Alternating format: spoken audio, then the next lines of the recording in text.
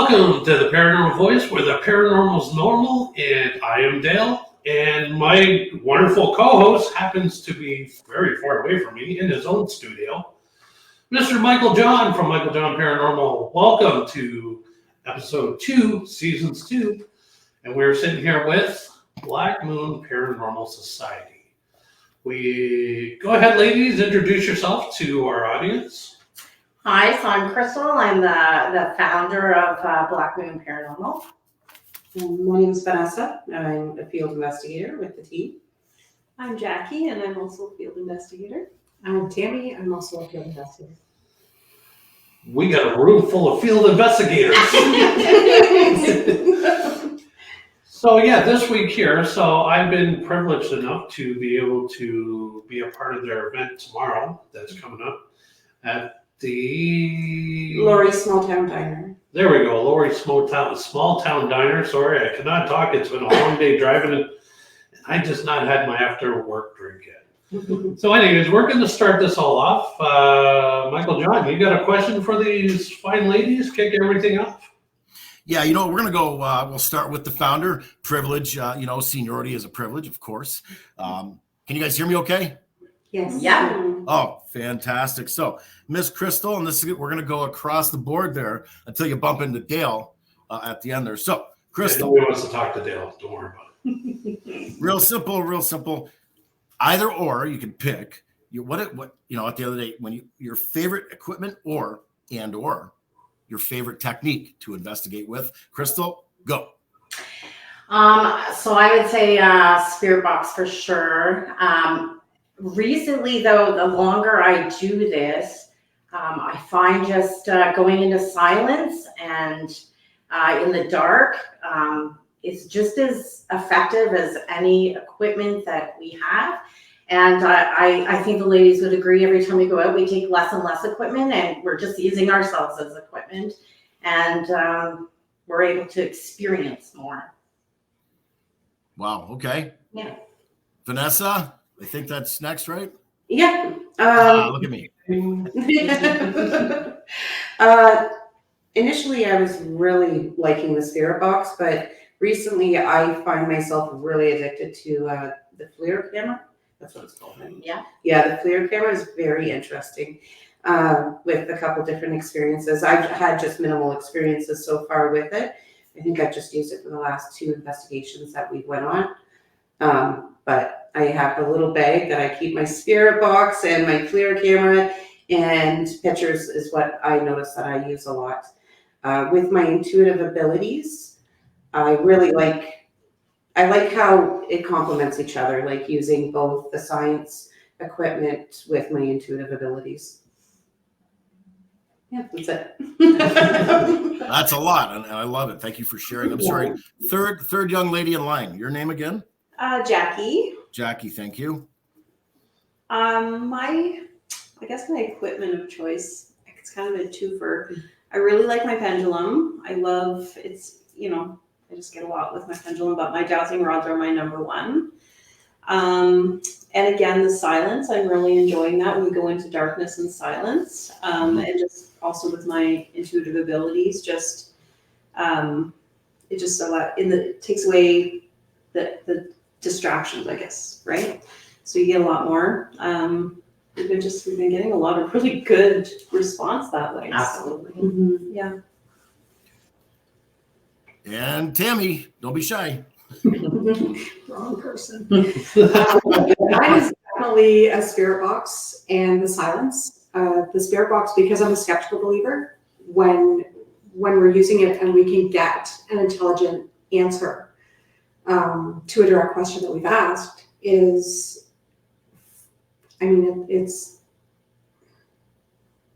amazing. To be a skeptical believer and have something like that happen, it shows that there really is a possibility of something else beyond. And I think that what you girls are describing, and any one of us, anybody out there listening, that's a creep, a freak, a weirdo like the rest of us here, and love the paranormal. Part of it is that rush. I mean, we're adrenaline junkies, and to get that, what I'm trying to think of a word here, justifying, I guess, for lack of a better word, when you get that evidence. Someone says, "Hey, Tammy, I'm behind you." In real time, holy shit, I get it. That's awesome. But what I love also is, as you're describing, you're all using your own abilities, which is next level shit. You know what I mean? So you're really bringing it to the table already. We're not even 10 minutes in. So thank you all for sharing that. We really appreciate it, of course. So my question always is what got you all into the paranormal? Like with me, I'll tell my story another day, but let's same order. Let's just go across the board. Give us a story of how it got into it. For me, I had a great loss in my life, and I lost somebody very close to me. So before that happened, I think I was very afraid of the paranormal. So that kind of changed things for me. And it was the rush I got once I started going on investigations and going into active places, and it's very much a rush, and I'm addicted to that now. So and I met these wonderful ladies. I've met wonderful people doing this, so that's been a positive for me as well. So just before we get over to Vanessa, so you said because of a loss. Now, did you have an experience with that person that you lost, or was it just the loss itself? I think it was just the loss itself and just trying to make a connection. And believe it or not, I've never made that connection in all the years now that I've been doing this. And that's okay. I haven't really asked for that connection either. We're just kind of having fun along the way and connecting with spirits, in all these places that we go in. And yeah. Mm-hmm.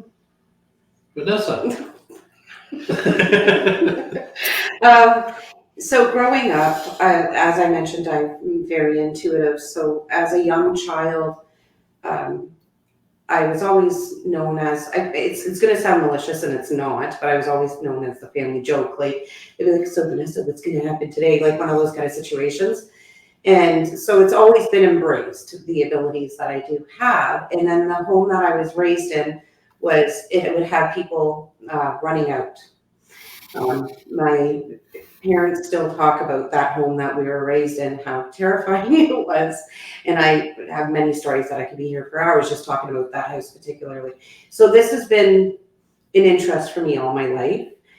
Before I met Crystal, I would have random different small teams that would ask me to come and do investigations. I was always able to have my foot in the door to keep that interest going. And then almost a year and a half now is when Crystal asked Jackie and I to join the team.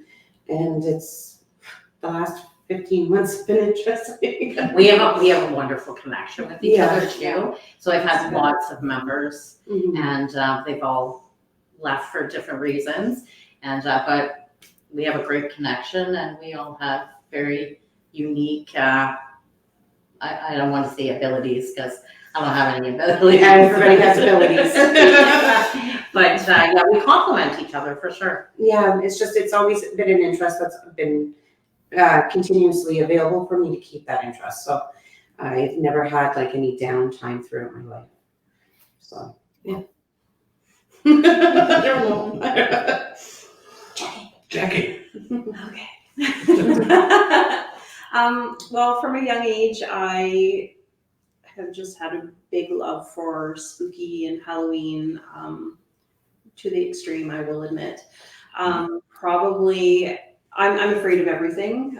So growing up, now that I look back, I know that I was seeing things. I was having experiences. Wow. But being afraid, I would just be like, nope, and then, you're kind of like a young adult, you kind of know that things are happening. You don't want to talk about it. People think you're crazy. And I was a chicken. So I'd be like, no, I'm not ready. I was very fortunate. My dad was a big believer. So I was able to talk about this a lot with him. And, we kind of, when he got sick, made a pact that, we would have some communication after the fact and stuff. So that really propelled me forward to be like, okay, enough is enough. Not everybody is able to do or experience these things, and I'm ready. So I've been very fortunate to have really great teachers and people that are just really helpful to help me try and like expand my abilities and really help to, get me to open up and learn. And it's been a really interesting ride once you decide. And it's kind of like, we've been waiting for you to just say yes, so yeah, it's not everybody in my life knows.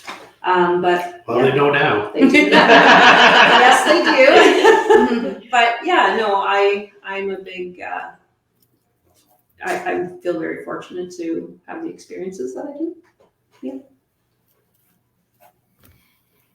So we saved the best for last.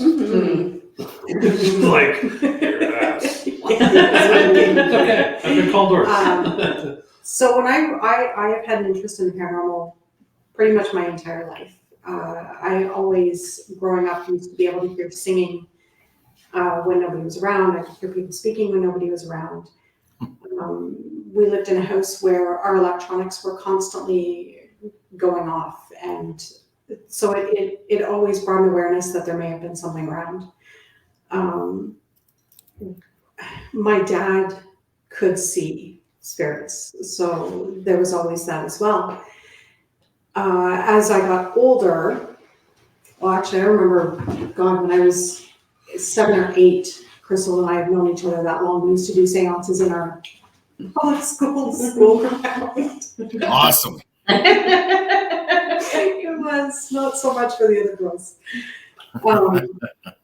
But growing up, when we lost my dad a year ago, this helped reaffirm as well that there was something beyond, because I did get visits from my dad. Yes. So I did have those. I've had visits from a few family members where I haven't been asleep to see them. They've just been there. But it's been a lifelong thing, my entire life. They've just always been around. So I've always wanted to identify and make sure that what I was seeing, what I was hearing was not something that was just in my brain. Sure. So we're going to go backwards here, and I'm going to start with Tammy first, give it a bit of a change here. Now you get to be yes. So what I want to ask, and by the way, Ouija boards and ghost boxes, and you guys are right up my alley, man. I'm telling you, for sure. I love it. So Vanessa, whoopsie. I got all these names written down. Sorry. Tammy, back to you. Tammy's number 1, ladies and gentlemen. Tammy, numero uno, your scariest experience, please. I'm sorry, can you repeat that? Yeah, your scariest experience, please. My scariest experience had to be when we did the Call and Kill Church in Upper Grove. It was an absolute trip. We lost hours of time speaking with a gentleman that not one of us remembers the same way. Wow. I remember he always stayed in the shadows, and I always felt like if we stayed too long, we were never going to leave. And every time he spoke, it was just very hypnotic, and lights would not, it just seemed like lights wouldn't even touch him. But there was no will to actually leave until, oh my God, it was 4 or 5 hours later. Yeah. This gentleman identified himself as a priest at the church. He did. And we knew he was not a priest No. because of his behavior. He was very inappropriate, and he was Very swearing. aggressive, very gruff, Yeah. and definitely not priest-like at all. Okay. Yeah, he was my scariest thing, because I just always had that feeling if we didn't leave, we were never going to. So to add on to that, Tammy called me the next day and said, "Do you remember what this guy looked like? Because I don't." And I said, "I would recognize him if I walk by him on the street. I 100% would know." And she sent me a picture, and she said, "Is this the gentleman we seen last night?" And I said, "It definitely is." And I said, "How in the heck did you get a picture of him?" And she said, "I just read his obituary. She had found it on the internet." So come on. Because I couldn't remember his face. Right. I couldn't remember his face. There was nothing about him I could remember. Just when I saw it, there was a connection, and I had to send it to her for her verification. Incredible. We decided about 2 years later to go back with another team, and we were very strong team together, and we did not experience, we didn't have any communication with him, but the place was very dark, and we fled actually because of just the dark feeling that we got from. Isn't that the place you guys brought us for initiation? Yes. Yeah. That was interesting. Just before we continue on with these great stories, just want to recognize we have quite a few people watching us right now. We have Diane Card watching. Hello, thank you for viewing. Hi, Mom. Thank you so much. Great. Oh, sorry, I know. We have Michael, John, and myself's great friend Deb DeRoos is here. She runs the UFO Contact Con over in Michigan. Excellent event. If you want to experience something, that's the place to be. We have Jason Shirk and Diane again, and Nathan Schilling. So hi everybody, thank you for tuning in. If you have any questions for these ladies, just pipe them in here, and you can ask these ladies anything you want. So anyways, Thanks, Dale. oh, I think I might have opened up a can of worms. Besides Mom, you can't ask no questions. So sorry, Jackie. That works. I work with a Jacqueline, so is it Jackie or Jacqueline, or is it really? It's really Jacqueline, but Jackie's Okay. here. Unless I'm in trouble. No, then it's your full name. Sorry, continue. So, probably my most shocking, like startle you, was when we were at the Penitentiary Library, the being touched, when I thought Tammy was trying to get my attention, but I turned to talk to her and say, "Are you okay?" And she wasn't there. My hair was moved and my neck was touched. I kind of like that made me jolt, but terrifying would probably be when I wasn't really ready to say, yes, I want to accept this happening to me, but it just happens whether you like it or not. My husband, I was staying over at his place, and he used to stay up late with his dad would come over and they'd have drinks. And so, I'd toddle off upstairs to bed. It's kind of like dusk, and I heard someone fiddling around in the room. So like I'm half asleep, but I'm awake, and I'm looking over in the room, and I see I'm thinking it's him, but he's wearing a Montreal Canadiens jersey, and that would be like a cold day in hell for him because he's a Maple Leafs fan. And I'm like, what are you doing? And from beside me in the bed, he said, "What are you talking about?" And I was just I know what I was seeing, and instantly paralyzing fear, and then it was gone. And I was so freaked out that I was like, "I'm leaving. See you later." He's like, "You're walking home." I live. You can't walk home. I'm like, I'm out of here. So later on, finding out from his brother, I kind of told him what I saw, and he had told me a good friend of his had just been buried that week in his Montreal Canadiens jersey. And I described what the gentleman looked like, and he's like, "That's what my friend looks like." So it was kind of like, wow. Yeah. That's kind of how spirit works. If they know that someone can see, they're like, "Oh, they can see me." Yeah. So that freaked me out a lot. But now that I understand, kind of with me, yeah. Vanessa. To say terrifying, I've had a fair amount of experiences that have terrified me, but they drove me for more interest. So I'm trying to think of one that I wouldn't want to be in that situation again. I would say we had an experience just in August at a private home. That one was very terrifying, and if we could pick and choose the outcome of the sites we would have, I would not choose to go into that kind of scenario again. It was more of a psychological effect, I would say. Ladies, you think? Yeah. I know,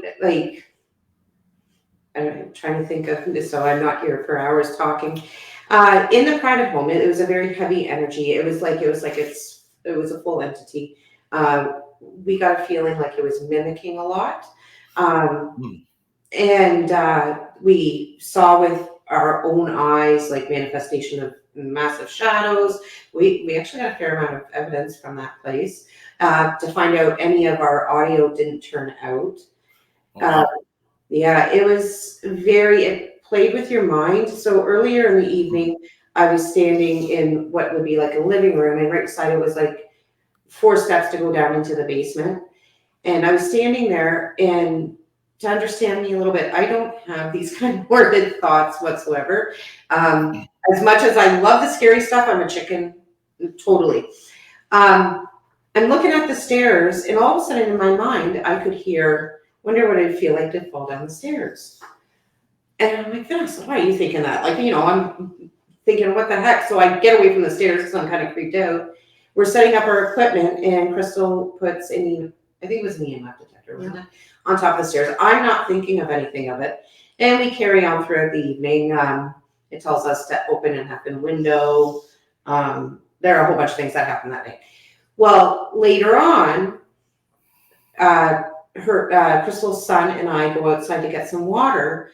And when we come back in, Crystal and Jackie are like saying that the EMF detector was going off crazy. And they wanted us to, I think I'm missing something. I do apologize. That night is like it's like a blur. It was surreal. It was like a dream. The temperature. The temperature on the EMF went up to, it was something, what the hell? 130. 134 degrees or something. Yeah. And the sensor kept going up. So Jackie and Crystal are like, well, let's us two go outside and see if it starts acting up with myself and Crystal's son. Well, it wasn't doing anything. I'm sitting right in front of the stairs.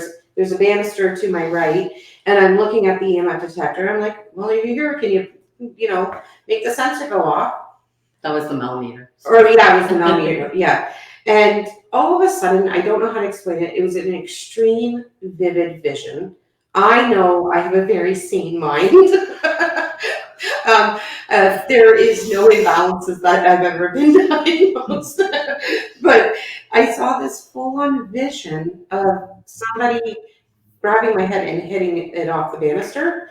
So I got up, I said, that's enough, I'm not playing this game. And I just didn't go near the stairs again. And I think I would say that was the most terrifying, because I know I personally have never experienced anything like that at all. Psychologically, yeah, like it was playing around with my mind. There's so much more to this house and the story of that night. Yeah. I'm just giving and then in between that, to find out the next day, Crystal and Jackie had similar incidences that we didn't discuss because we didn't want to scare each other. Mm-hmm. So yeah. So Bruce, have you ever had another that you and the client thought was a spirit? Being come through where me and the client yeah, like have you guys experienced, I would imagine, like the same person? Oh yes, come yeah. through? Like where the client and I are both sensing the same spirit? Yes, absolutely. I've been in that situation quite multiple times. Well, that night at that house, with the experience I had, we all, I think, because we had the family there before they left, and then the team, I think we all experienced the same entity. We thought we believe it was somebody mimic, like it was a spirit that was mimicking. But we were all sensing it. And I'm just trying to think, there's so many to be able to separate, think of particular. That particular home was on an episode of Paranormal Survivor. Yeah. And they apparently had cleansed the home, and they weren't successful. So we were asked to go in and do an investigation and a cleansing. And we don't really know the outcome because the people were so terrified that they ended up selling the home. Mm-hmm. So yeah. We're waiting to get another call. A repeat customer.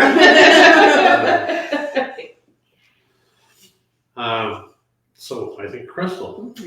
Well, I'm going to chime in with Tammy. I mean, I think the church was probably the most intimidating for me. I really rethought what I was doing. I kind of wanted to give up investigating the paranormal because it scared me so bad.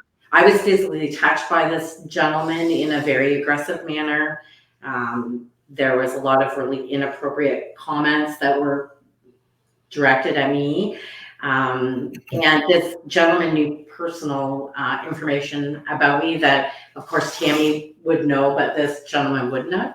So I had an incredible fear when we pulled out that this man was in my back seat. And we were, it was a few days before we got over, obviously we smudged and did what we needed to do. But yeah, I had an incredible feeling that this gentleman was trying to come home with me.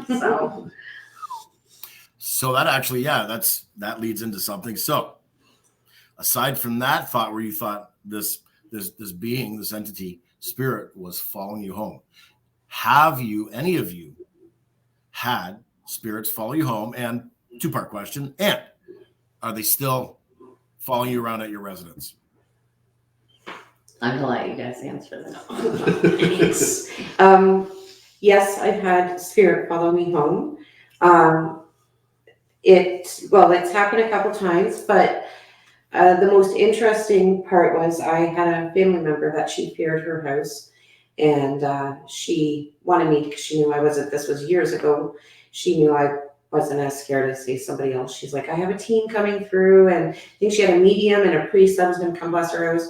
Her and her family actually fled the house. She goes, my house is upside down. Will you come and help me clean it before they come? I said, absolutely. So we go there, and the entity that was there, there was three of them. One of them grabbed my face. I actually physically bruised. And when we ended up leaving, I knew something was wrong. I felt like something was wrong. So the paranormal team that had investigated her home, they did some kind of cleanse on me. I go home, and I still actually have the video. My dog wouldn't go near me, and I had lost my voice, like, completely. The experience, I'm sorry, I hate cameras. I know that I'm like all over the place. I forgot when. It's not there. We're just friends talking. Okay, all right. That's all it is. The experience that I had when I was grabbed by the face, the only way I can describe it was like an electrical bolt went up through my feet, all right through my body. And to the day I die, I will never forget the thumbprint going into this side of my cheek. Yeah. And I lost my voice. The voices thing is the important part about it. So I apparently got cleansed by the team because I knew I had an attachment on me. I knew it with me. I go home. My dog is not going near me. My husband's telling me that I'm crazy and I need to stop doing the stuff I do, But as much as he's a non-believer, but he's my number one cheerleader throughout everything. By the next day, I literally had completely no voice. So I'm like, okay, I have to go to the doctors. I went up to the Emerge. The doctor told me he had no explanation. It looked like my vocal cords were fried. And then I had to go to a local shaman to be cleansed. So that was my story of attachment. And they fried my vocal cords. Whatever it was. Wow. Mm-hmm. So did you find out why you? So the one spirit was actually an elemental, a land elemental. And then they had two spirits that actually lived on that property, not the house. If I remember correctly, there was a house there prior, and then the house they lived in now had been rebuilt. So it was a brother and a sister that lived on the land before that were haunting, and they were able to get it. They got it blessed and cleansed, and when I talked to her, she says that they're still there, but it's more at bay. There was something that obviously triggered it. They were doing a lot of renovations and they're upstairs, so they were thinking it was that really heightened it. It was, Yeah. it was an experience to be had. Right. But when, like, back to the last question, that being terrified, don't get me wrong, I was terrified, but it drove me more to learn. It's like, well, why did this happen to me? Like, what could have I done to prevent it? Or why was I chosen to be attached in the way I was? Yeah. So, but the terrifying goes back to the other house. Yeah. I think for me, the church, our initiation night, it was all quite calm and like beautiful cemetery, but like once it got dark, like the energy just shifted. We were all kind of dispersed, but we all kind of came together at the end, and I don't know, like we all, like, you and I were separated, and I was with some people, you were with some people, and I just said, we need to get out of here. And everybody had the same feeling at the same time. And like we all just literally jumped in our cars and took off.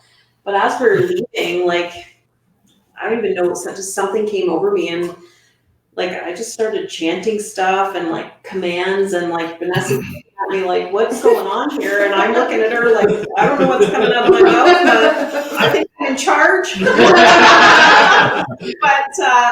I really felt like it. I don't know. I always talk to my spirit guides and say like, I need your help. Like, if, so I just really feel like they jumped in and they were like, this is what's coming out of your mouth. Like this is, like you are in charge, right? We got some pretty amazing photos of that night. Yeah, and it was almost, you could feel the energy rushing in around us, right? And it wasn't a good energy. So other than that, though, Stratford, after we came home from Stratford, I think I definitely had an attachment. I was physically not well, and it wasn't the flu. My energy was just drained, and it was continuing to drain. Like, I remember calling Vanessa, and she's like, come down to the store, and I had to pull over on my way down. I'm like, this is not me. Like, I'm not a tired person, so she fixed me up. And but like I intentionally put wards around my house, and I have my safe space, and your intention is very powerful, right? So I feel safe in my home, but I definitely do the work to make sure that I am protected, and my family and the property. Yeah. Guess there's others. I don't think I've ever had an attachment. I have nothing that's ever followed. Like, I have spirits around that seem to go with me wherever I go, but I don't think I'd necessarily say it's attached. I don't know if that sounds right, but No, that's not right. Yeah, no. they're around. Usually, because I've you're never familiar with. had anything attached from Right. somewhere else. Right. That you didn't want. Yeah. Right. Yeah. Never. Yeah. I live in a 100-year-old farmhouse, and I already have someone there, and he's very attached to me, and he's very protective of me. So we've just left him alone.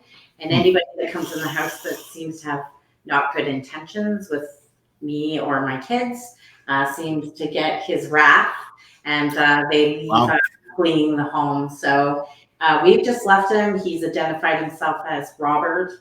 And all I know is in the 80s, a gentleman that owned the farm hung himself in the barn. And I feel that that's who's in the house. But he seems to really like me, so I'm okay with it.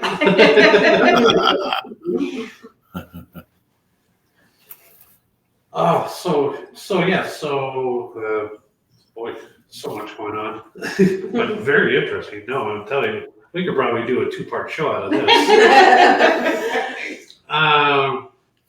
So we talked about attachments and everything. So let's do the whole paranormal bucket list. As an investigator myself, we always have a bucket list, a place we want to go. Do you guys have a bucket list? How long is the show? We got about 25 more minutes. No, let's just name off your maybe top couple, like number one, like what would be out? Number one, yes. Alcatraz, for sure. The Monroe House, Hinsdale, the Shanley Hotel. I'll let you guys answer because I'll keep going. Where she said, Yeah, we'll just add on to her. I think my number one, there's not a particular place, but I've always been drawn. I would love to be able to go through United Kingdom. Mhm. I Yeah. would- Yes. The castles and Yeah. And then everything Crystal said. and not just the castles, but like the cemeteries and like. Oh, there's yes, so much cemeteries. history I over love there, cemeteries. right? Yeah. Yeah. That, and I don't have a lot of experience with paranormal, like with spirited objects, but I would love to go to Vegas to Zach Bagans.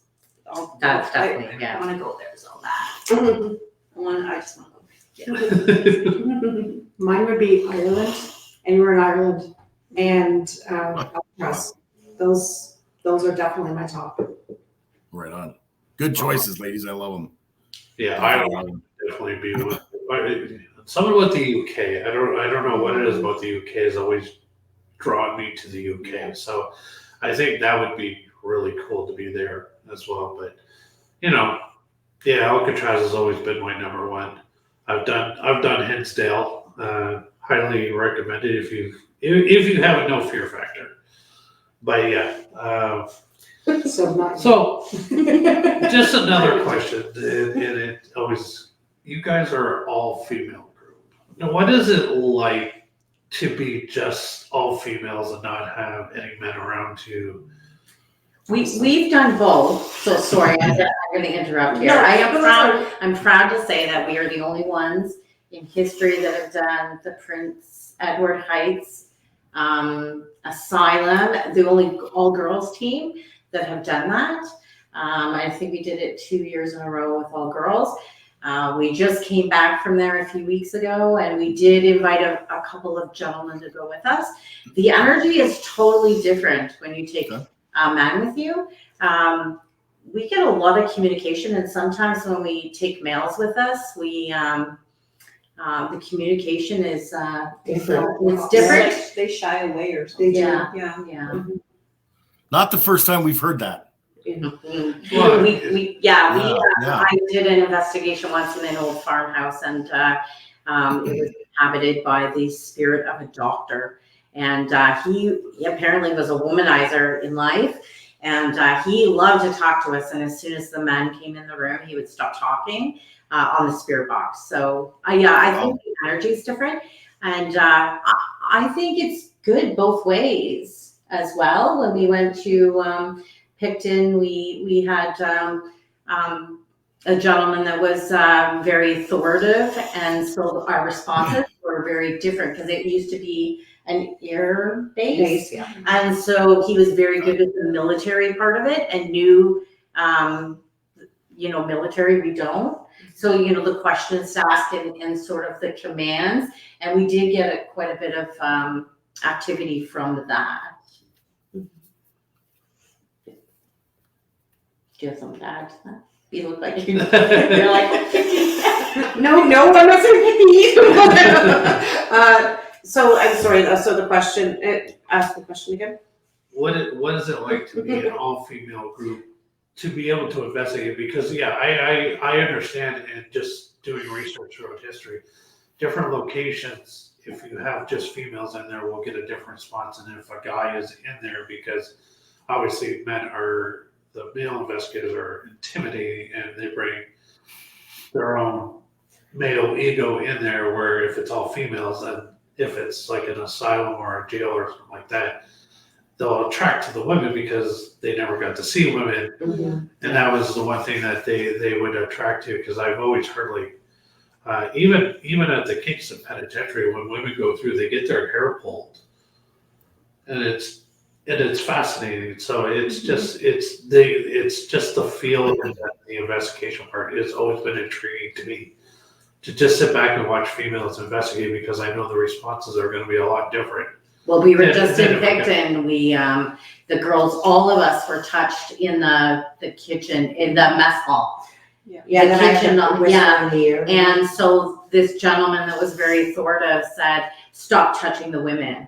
And it stopped. Yeah. He was very authoritative, and So they were thinking that it's like a guard talking to them. Oh, Yeah. they're doing something wrong. They're Yeah. going to get punished. Yeah. So, Like, I like the idea of all women because of the evidence we walk away with, right? The experiences that we walk away with.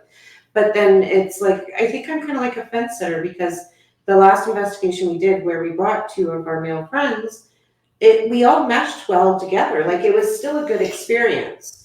So I don't know how to answer, like, if there was a preference, because I like the way both of them balance, where it could be different like if it was a different location. Right. We could have men come and join us and we'd get nothing, where it could be something spectacular if they weren't around.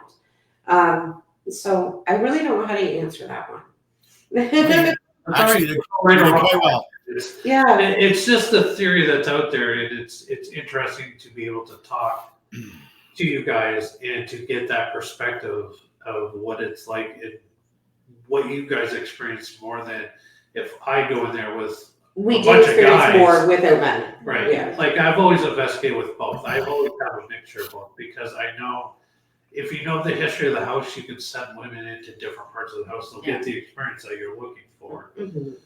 And same with the guys. Like, guys can be around and you would get a different experience if women weren't around, because you can always talk to the maid or the woman of the house, because they're more attentive to men, where they're not going to listen to another woman, because you're in their house telling them what to do. Mm-hmm. So. For sure. Okay, so what I want to ask, if there's a situation where, okay, our viewers out there, they're going, oh my God, Black Moon Paranormal Society, they're right near me. I got something going on. I think, maybe, I know I do. Whatever the scenario, how do they reach out to you? This is That's me? You can answer. You're the best at this. So how can they reach out to Black Moon Paranormal Society? Yes. Well, Facebook, we do have a Facebook, Black Moon Paranormal Society. It is a private group, so you do have to ask permission to join, but within minutes, usually one of us are able to accept your invite. You can reach us through that, and then when you get into that, you can reach out to one of us team members, and we are more than welcome to answer any questions. There's an email, which is very simple. It's all lowercase, Black Moon Paranormal Society at hotmail.com. Oh no, there's no society in that, sorry, Black Moon Paranormal at hotmail.com. Also, there is another way. If you go on to thedenmidland.com, Black Moon Paranormal Society has its own webpage through my business, The Den, which is linked to our email. So you'll always get us through a social media. We have TikTok between Crystal and I. Crystal's TikTok is under Black Moon. Mine is under my business, but I hashtag a lot of Black Moon, so it's always directed at me. You can always find us somewhere through Midland and Aurelia. So I did have a question that came through real quick. Mhm. It says, what leaf do you use when cleansing a house? Okay, so you want to answer that first? I'm going to answer for myself. Mhm. For me, I'm just very spiritual. I'm not religious at all, and I believe in intention. And so I believe when I am doing something that it's going to work for me, because I have that intention. I think we're all kind of the same that way. Yeah, I'm very nature-based, and I'm very universal and diverse in respect of all people's religious beliefs. So I reach out to what you would think as your own creator, to higher being, to God, Jehovah, whoever hires, we do a full evaluation of knowing what your history is in religious beliefs, in full respect. Yeah, just to like tack on to that too, like we each have our own, spiritual hires that we work with that resonate with us. And so in my own, like when I'm doing that, I kind of call on my own guides and, spiritual beings, like whoever is your creator, or there can be multiple. Nature, I very much think there's a balance between it all. And it's just like intention. Yeah. Tammy. Same. Same. Great answer. I I think we got one more question that I missed earlier. This one was directed at Tammy from Sheldon Mitchell. Did you bake any angry cookies? I am about to. Well, there you go, Sheldon. Thank you for asking the questions. We're going to eat cookies soon. No, it's wow. I can't believe like how fast this time went by. This has been quite amazing. Great show, ladies. Thank you so much. Thank you for having us. Well, thank you for coming up. Awesome show. Once again, if you want to do something very interesting and meet these ladies in person, they have an event going on tomorrow night. Actually, Vanessa, I'll let you tell the rest. She's like, what? Anybody that is local, around Midland, Ontario, we are at Laurie's Small Town Diner, which is right in the town, 401 William. There is only, I think, as of right now, 8 spots left. It's dinner with Black Moon Paranormal. We're going to obviously have dinner. And then we're going to have equipment set up. We're going to be there for question and answers, telling past stories to future events with us, as we're always constantly trying to stay in with the community. And as much as we can, we'd like to offer like public investigations for everybody to utilize. Miss Pigtails is coming, our crystal spirited doll. And I think you're bringing Boo Bear, aren't you? Yes. Yeah. So there's some exciting equipment that will be there, and we are there to help explain for anybody that has questions. And Dale's going to be joining us. Don't talk to that guy. Dale is going to be in the hot seat tomorrow. Yeah. So that event, and then on Wednesday, we are actually going to the Alliston Museum for a guided investigation. And that is a public investigation for anybody that is local to Alliston.